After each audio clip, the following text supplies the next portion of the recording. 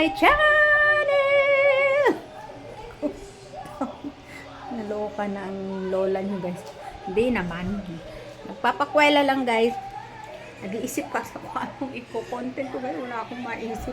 May content. So, mayroon na akong naisip ngayon. Ano ang maraming trabaho?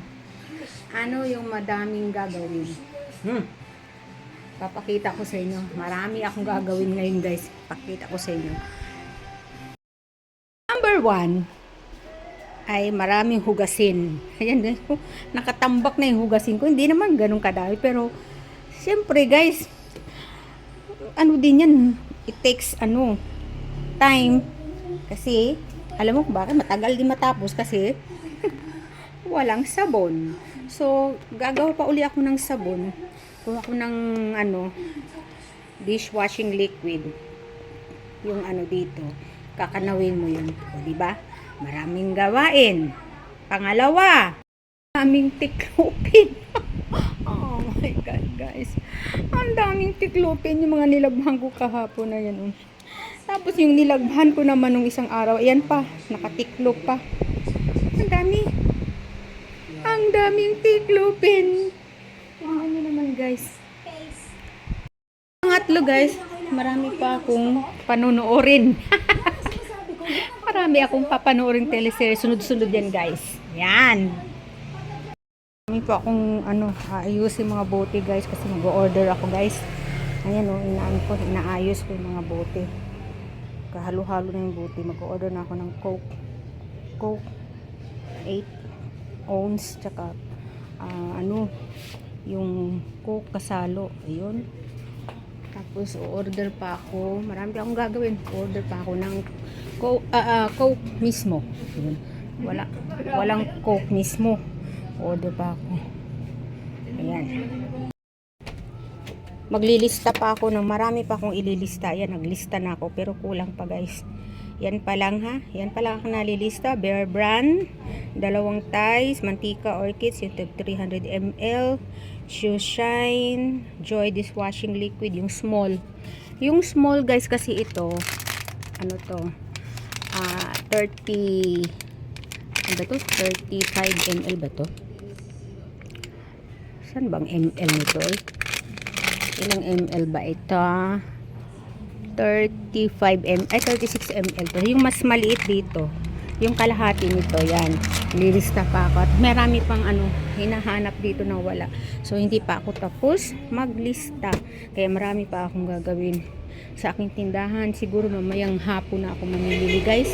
Kasi sobrang init ngayon. Actually, na ngayon guys. Alas 3 na ng hapon. Sobrang init. Pagdating ng alas 3, sobrang init. Ayan, marami pa akong asikasuhin. Ayan. So, yun lang guys.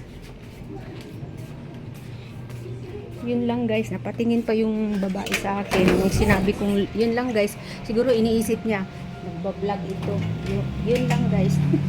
At totoo naman nagbablog. So, right now, nanonood ako. Yun ang aking hapon routine guys. Afternoon routine ko is nanonood ako ng aking teleserye. Ayan guys. Teleserye simula sa Showtime, yung Prinsesa ng City Jail, tapos ngayon Mommy Dearest, and then yung Binibining Marikit. Yan yun. After nyan pahinga na ako at na ako, pahinga ko na yung mata ko. So manunood muna ako ngayon guys. Uupuan ko na lang. So yun lang guys. Update ko lang sa aking a day in my life o half day in my life. Kasi hindi ko na sa inyo yung kalahati ng araw ko is nagluluto, ganun, nag-aayos ng tindahan ko, nagbubukas ng tindahan ko, nagluluto at kung ano-ano pa. So, yung another half day, ito na yun guys. Ayun Ang ganda ng palabas na yan. Hindi ko yan pinapalagpas guys. May lakad ako mamaya, pero hindi ako matutuloy guys kasi umaano na naman yung tiyan ko. Nag-aalburuto na naman yung tiyan ko guys. Nakailang balik na ako sa CR. Baka may pagdating ko na naman doon, may na naman daw kami, may payout na naman daw. Kailangan magpakita ka doon, magpalista ka. Hindi na, kasi gabi na naman gagawin, guys. Hindi ko na, sa kanila na lang yung pera, guys. Yaan mo na. Bunti ko na makalimutan, ako pala ay mag-order din ngayon ng bigas na ititinda ko. Ano lang naman, 25 kilos lang naman, guys. Ayan. So, hanggang dito na lang. So, sinishare ko lang sa inyo, guys. Marami akong gagawin. Kahit nanonood akong TV, ay naisisingit ko naman yan. Thank you, God bless. Thank you sa panonood sa aking vlog. Thank you very much. God bless po.